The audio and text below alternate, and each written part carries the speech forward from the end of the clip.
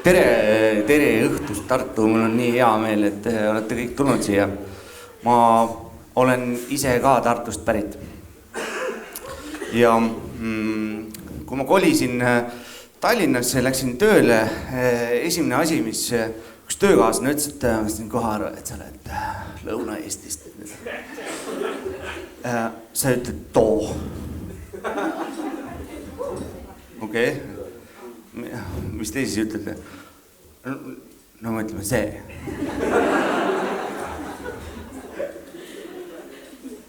Ma ütlesin, me ütleme ka see.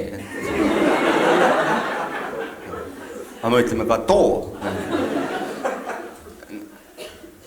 No me ütleme ainult see.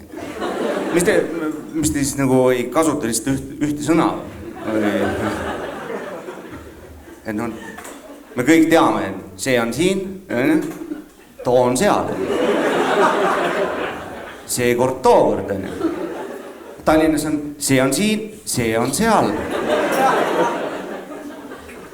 Üks asi on lihtsalt samal ajal kahes kohas. Mäletad seekord, kui me seekord on what, mis teil ei ole aega, ma saan aru, et on kiire, muidugi on kiire elu Tallinnas. Ja et kas te nagu lihtsalt ei ütle mitte kunagi elu sees too või te ei kasuta seda sõna, no vaata, kui nad lihtsalt mitte kunagi ei ütleks too, siis toonekurg oleks seenekurg.